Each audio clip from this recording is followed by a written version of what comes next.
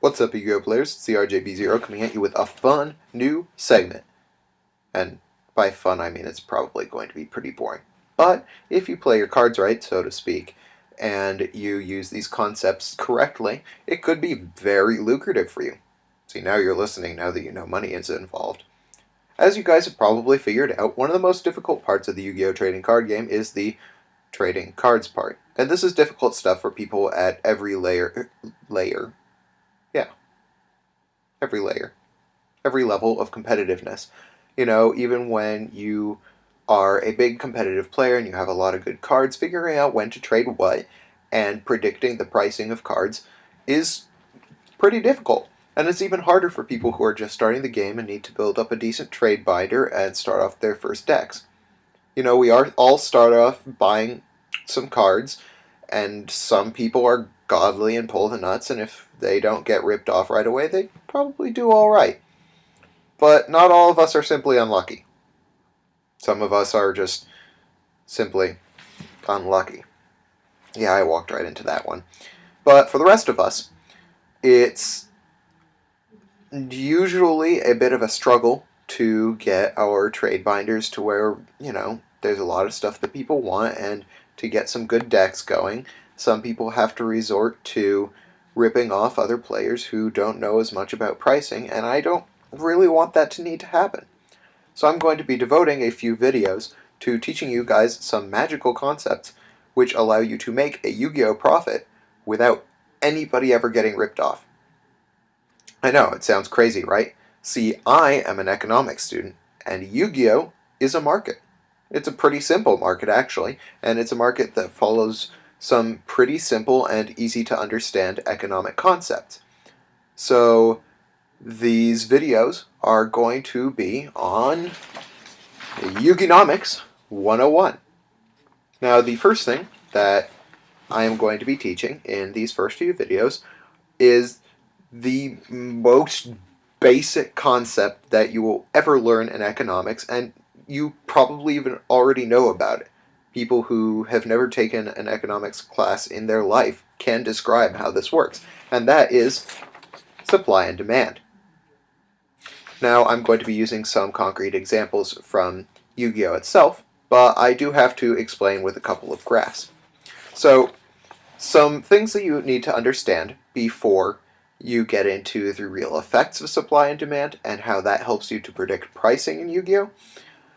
Are willingness to trade, /buy, /pay, /sell, and equilibrium price. Now, willingness to trade is a pretty simple thing, and you guys have already worked with it in your locals when somebody pulls some stuff out of your binder and makes you an offer, and you say, "No, I don't think so." It's because you value your own stuff more than you value what they're offering for it. And that's the basis behind this graph right here.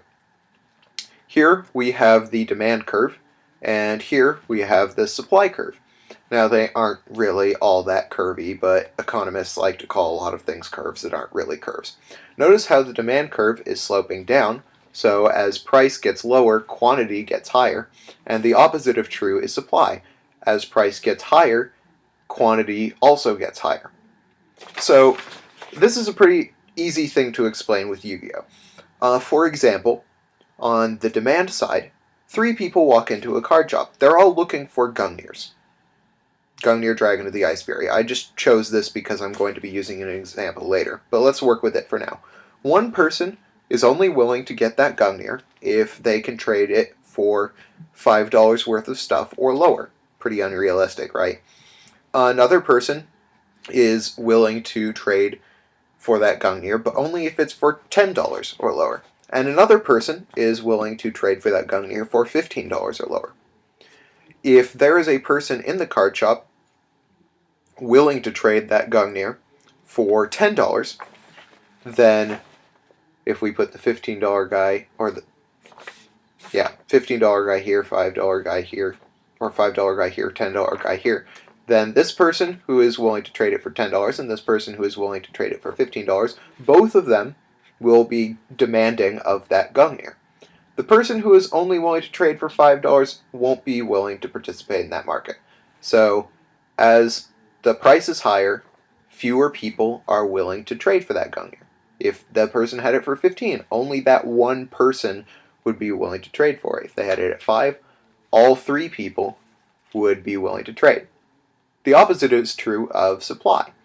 If 3 people have Gungnirs for trade, one person values it at $5, one person values it at $10, and one person values it at $15, and somebody walks into the shop and say they want it for, let's start with $5.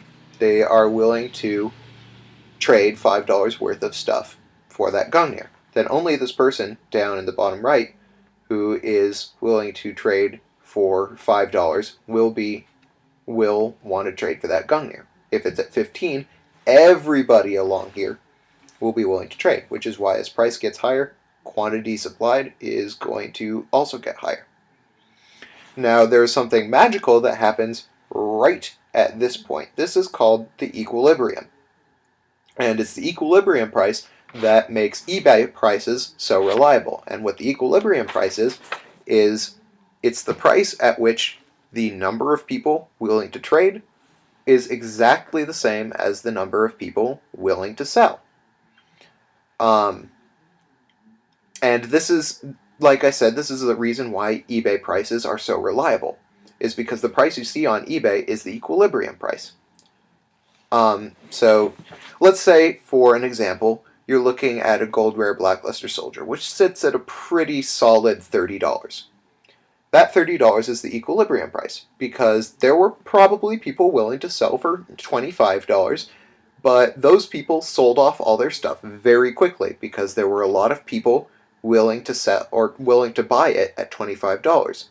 There are also probably some people who want to sell it at $45, but not as many people are willing to buy it at $45 because, well, not as many people are willing to buy it at $45.